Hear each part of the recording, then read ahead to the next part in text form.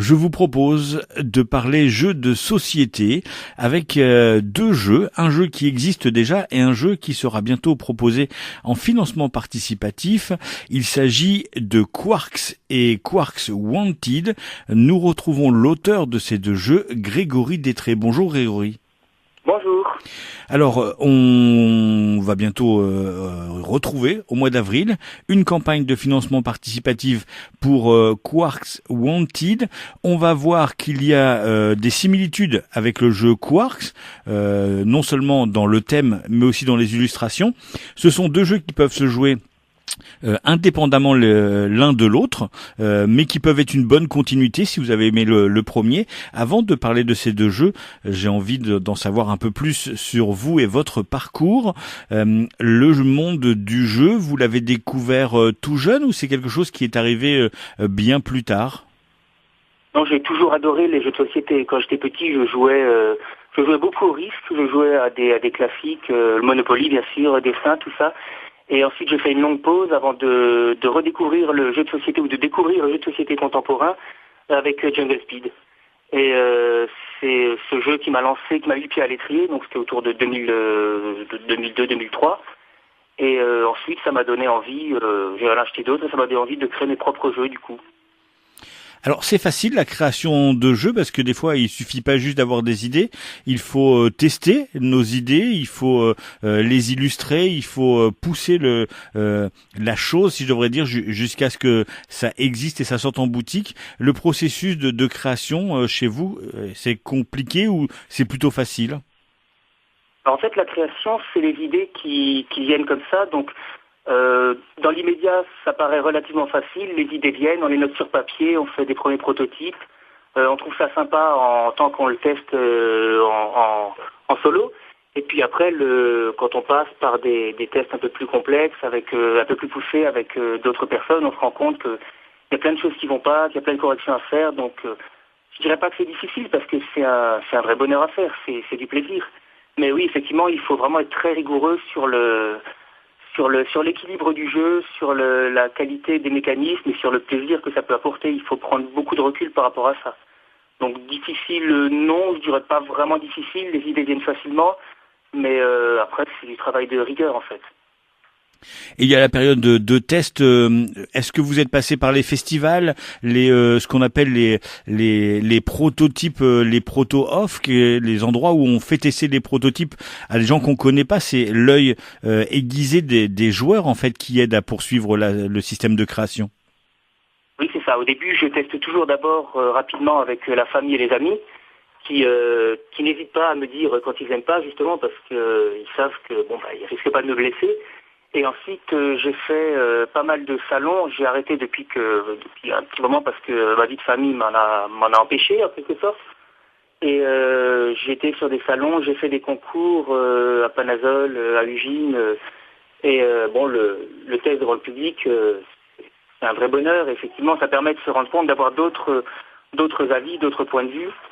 Et en plus de ça, je co-dirige un club de jeux familiaux, donc le type de jeu que je fais. Et dans ce club, j'ai un vivier de 40 personnes chaque mois qui me permet encore d'essayer mes jeux que je présente toujours de manière incognito. Donc les gens ne savent pas que c'est moi qui crée les jeux.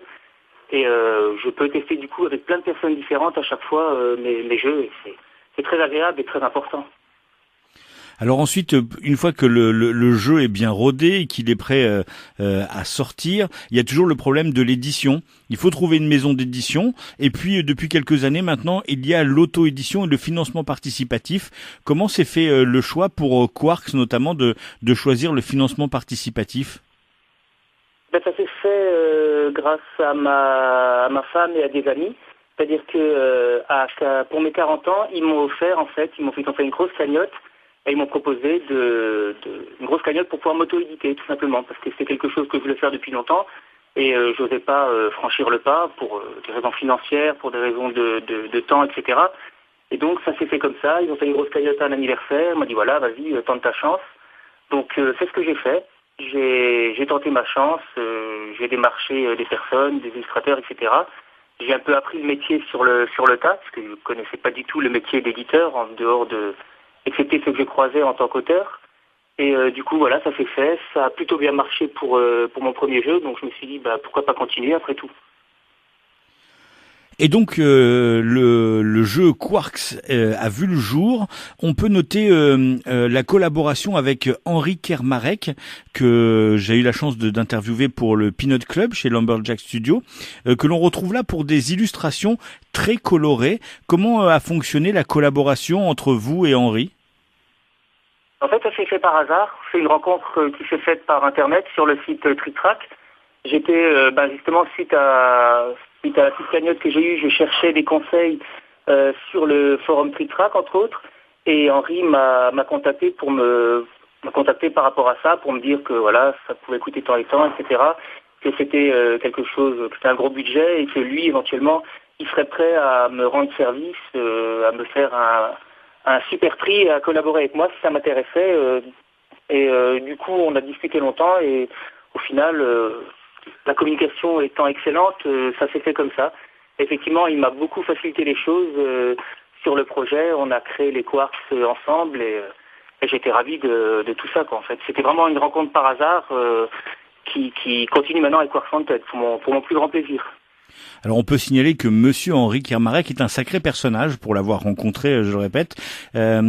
Effectivement, vous avez renouvelé la participation sur le Quarks Wanted. Du coup, ça a été un peu plus facile parce qu'on reprend le thème, on reprend les Quarks, où il a fallu repenser à certaines choses pour changer certaines illustrations de ce Wanted.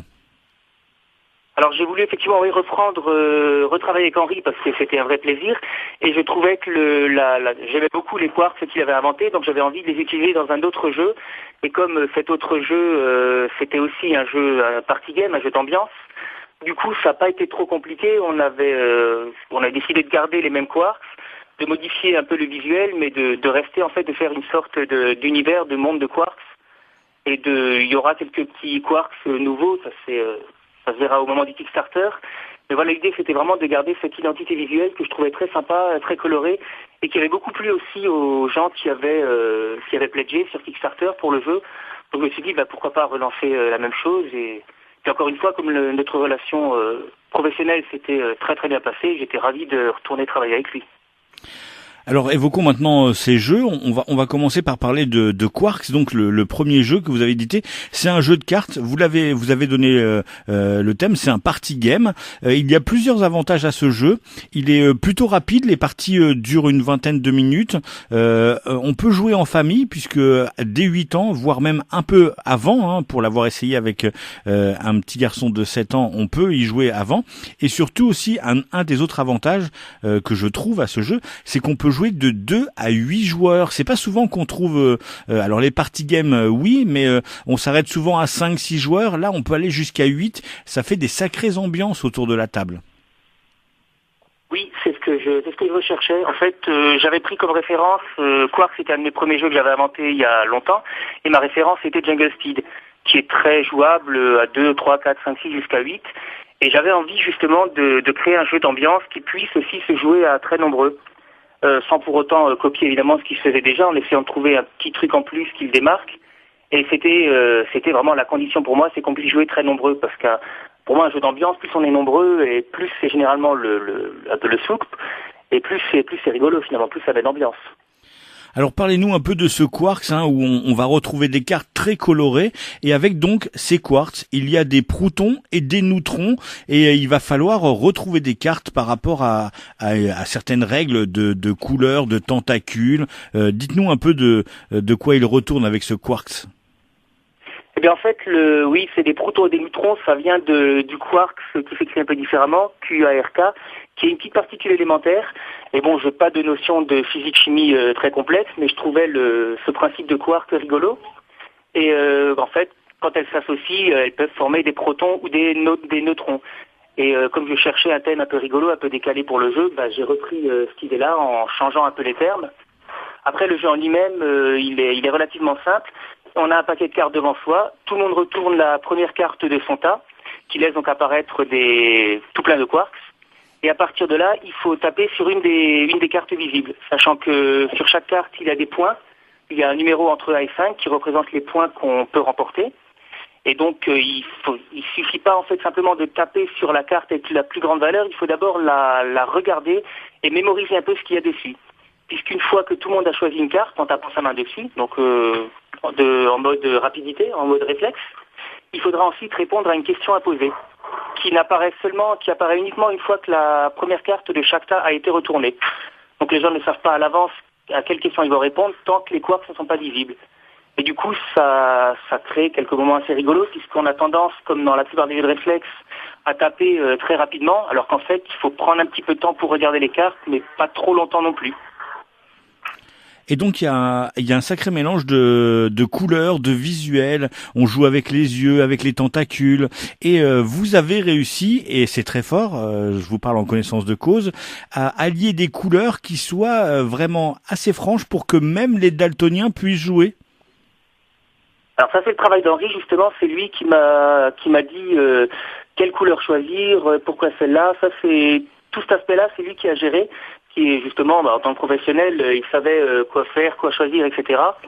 Et voilà, du coup moi j'ai fait pour rien en fait. C'est grâce à lui si effectivement les couleurs sont éclatantes, si ça se ressort bien. J'ai un ami daltonien qui a joué, qui a eu aucun problème avec. Et voilà, ça c'est grâce à mon formidable illustrateur. Et puis comme vous le disiez, on a envie d'être rapide sur ce jeu-là.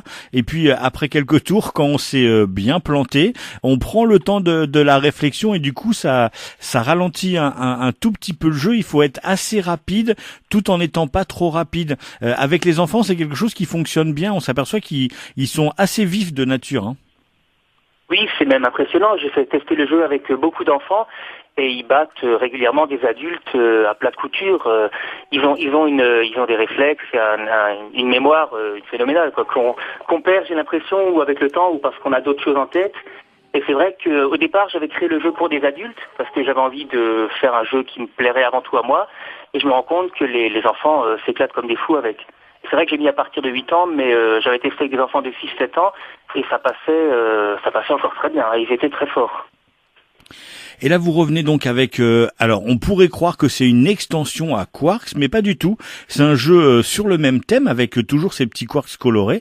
Mais c'est un jeu de cartes aussi qui se joue indépendamment, avec donc ce Wanted. Vous avez juste, j'ai envie de dire, changé quelques règles en rajoutant des critères. Vous pouvez nous parler de ce futur jeu, puisque ce sera l'objet d'une campagne en avril.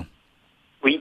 Alors en fait, j'ai pas juste changé quelques règles. On retrouve les similitudes au niveau du graphisme. Évidemment, c'était voulu de garder le même univers, puisqu'à la base c'était deux jeux abstraits, deux jeux de réflexe, donc avec un thème abstrait que j'avais créé il y a assez longtemps. Et donc j'ai thématisé ce deuxième jeu comme Quarks, c'est sur le même univers. Mais c'était ma première peur, c'est que le jeu puisse trop ressembler à Quarks. Et parce que moi j'ai pas le recul nécessaire forcément pour m'en rendre compte. Donc avant de me lancer dans une nouvelle aventure, j'ai fait énormément jouer le jeu à des personnes qui connaissaient déjà le premier. Je l'ai envoyé à des reviewers, un premier prototype très basique pour avoir leur avis. Et tous m'ont dit que non, le jeu est vraiment très différent de Quarks. On retrouve la similitude de plaquer sa main sur les bestioles, mais ça s'arrête là. Après, la mécanique est vraiment différente. Et du coup, dans ce jeu-là, en fait, il y a plus d'observation que de réflexes purs, c'est-à-dire que le rythme est un petit peu plus lent, puisqu'on a beaucoup de cartes quarks, encore plus que dans le premier jeu affiché. Et il va falloir repérer sur ces cartes 4 critères bien précis qui sont connus d'avance, tout en évitant un critère interdit. Et donc le temps d'observation des cartes est un petit peu plus long, mais après il y a toujours ce rythme qui fait, c'est-à-dire quand quelqu'un tape une carte, en général ça déclenche une espèce de réaction en chaîne où tout le monde se met à taper dessus et on se plante aussi facilement que dans le premier Quarks. Donc ça fait très rire et c'est toujours le but pour moi des party games, c'est qu'il y ait des erreurs et que ça provoque un maximum de rigolade. Et ce jeu, donc, il va faire l'objet d'une campagne de financement participative. Ce sera en avril. On n'a pas encore les dates, mais on invite les gens à surveiller votre page Facebook. Où il y a peut-être d'autres moyens d'avoir des informations sur les jeux que vous créez. Alors j'ai un site internet, mais il va être entièrement refondu. Pour l'instant, je l'ai provisoirement fermé, le temps de le refaire à neuf. Le meilleur moyen de trouver les informations, effectivement, c'est par la page Facebook. Donc en tapant simplement Édition Smile, qui est le nom de ma boîte d'édition, où je mets toutes les informations, l'avancement du projet, etc. C'est vraiment le moyen le plus simple pour retrouver toutes ces informations. Alors cette campagne, vous savez déjà combien de temps elle va durer? J'imagine que comme toutes les campagnes, on va retrouver peut-être des stretch goals qui vont être à débloquer. Est-ce que vous avez déjà des informations à nous donner? Alors il y aura effectivement j'ai prévu des stretch goals, j'ai prévu quelque chose d'assez original. Je suis désolé, je peux pas trop en parler, j'aurais gardé la surprise. Allez-y, surtout. Ouais. J'ai pas envie que vous livriez les surprises, mais voilà, on est toujours un peu, faites-nous rêver. Et ben dans le premier, j'ai proposé en fait des stretch goals personnalisés où les gens pourront participer à la création de ces stretch goals en fait. Dans le premier quartz, je proposais des cartes en plus avec des nouveaux quartz. Je proposais une amélioration du matériel, etc. Dans celui-ci, je vais proposer d'office une boîte de qualité avec des cartes de qualité équivalentes au premier quartz. Et les stretch goals, par contre, feront participer toutes les personnes qui auront pledgé. Elles pourront participer, elles pourront durant toute la campagne aider en fait à créer de nouveaux quartz. Donc il faut surveiller en avril la page Édition Smile. Il y a déjà des informations qui on voit des visuels sur ce jeu. Voilà, donc Édition Smile à surveiller. Puisque vous avez créé cette maison d'édition, est-ce que elle a but d'éditer simplement vos jeux ou du coup le travail d'éditeur vous a donné envie d'aller à la recherche de nouveaux jeux, de nouveaux créateurs? Alors pour l'instant, en fait, je fais uniquement de l'édition de mes propres jeux parce que tout simplement, j'ai une famille, j'ai un vrai travail à côté qui prend beaucoup de temps et je sais très bien que le métier d'éditeur de jeux à temps plein, ça demande des ressources importantes, ça demande de consacrer énormément de temps et je peux pas me le permettre pour l'instant. Donc la campagne de Quarks a bien marché, mais ce n'était pas non plus dithyrambique au point de pouvoir, disons, plaquer mon boulot actuel pour me lancer dans l'édition à temps plein. Donc disons que je ne me projette pas en tant qu'éditeur professionnel sur le long terme. Pour l'instant, je vais rester fermé sur mes propres jeux. J'ai inventé énormément de jeux. Il y en a plusieurs qui ont eu des prix à différents festivals. Donc si Quarks Wanted marche comme le premier ou mieux que le premier, je continuerai pour l'instant de m'auto-éditer avant tout pour mon plaisir. Et puis si vraiment j'arrive par bonheur à créer un engouement suffisamment grand, je réfléchirais peut-être effectivement à devenir éditeur à temps plein. Mais pour l'instant, je ne veux pas me mettre la pression et donc je fais ça avant tout pour mon propre plaisir avec mes propres jeux dans un premier temps. Un plaisir qui se ressent dans les jeux. Je vous invite à surveiller Smile Édition Smile. Il y a une page Facebook. Vous allez voir plein de choses sur ces jeux. Quarks et Wanted, Quarks Wanted. Si vous aimez jouer en famille, si vous aimez rigoler, si vous aimez taper sur des cartes, ces jeux sont faits pour vous. Et on rappelle que le Wanted fera l'objet d'une campagne de financement en avril. Ce sera sur quel site de financement ? Alors comme le premier, ce sera sur la plateforme Kickstarter. Donc un jeu qui est tourné vers l'international parce que déjà dans les règles on voit que vous avez traduit les règles en anglais. Donc c'est un jeu qui peut jouer comme il n'y a pas de texte sur les cartes, un jeu qui peut facilement se jouer partout dans le monde. Oui, c'est ça, c'était l'objectif effectivement, un jeu sans texte, un jeu qui s'exécute très facilement avec des règles courtes. Donc c'est pour ça que j'ai pu tout de suite me lancer dans une version anglaise et française. Et j'avais eu le plaisir justement lors de la première campagne d'avoir des gens qui ont pledgé, enfin qui ont participé, qui habitaient à Hong Kong, aux États-Unis, en Australie, en Nouvelle-Zélande. Enfin, j'ai eu des gens d'un peu partout et ça m'a fait super plaisir de voir que je pouvais toucher de manière très large. Et du coup, effectivement, je remets le couvert, si je puis dire, avec le Quarks Wanted, avec à nouveau une règle bilingue et toujours pas de texte sur les cartes pour pouvoir y jouer très facilement. Et puis un autre point fort que j'ai oublié de signaler, c'est que c'est des jeux qui tiennent dans la poche. Le Quarks, le premier, c'est une toute petite boîte qui tient facilement. Alors dans une poche peut-être pas, mais en tout cas il tient facilement dans un petit sac. On peut l'emmener partout. Et le Wanted, c'est carrément un paquet de cartes comme un paquet de 52 cartes. Celui-là, vous pouvez le mettre dans une poche facilement. Donc on peut le trimballer partout et jouer avec des gens là où on veut. Alors le Wanted en fait effectivement pour l'instant le prototype est au format 52 cartes, mais à terme je vais proposer pour la campagne le même format de boîte que le premier Quarks. Donc ça reste une petite boîte facile à transporter, mais une boîte carrée en carton rigide avec des belles cartes toilées. comme pour le premier, mais effectivement pour moi un party game ça doit avant tout être un petit jeu facile à transporter, facile à balader. Donc je voulais vraiment avoir ce format transportable et pratique. Quarks et Quarks Wanted à retrouver sur la page Facebook de Édition Smile, comme le sourire. Merci beaucoup Grégory Détré, vous êtes l'auteur de ces jeux. Un merci aussi à Henri Kermarek qui a superbement illustré avec ses petits dessins qui plaisent aux petits comme aux grands. Et on vous souhaite une très bonne campagne de financement pour Wanted. Je rappelle qu'il aura lieu au mois d'avril. Merci beaucoup. Merci beaucoup à vous.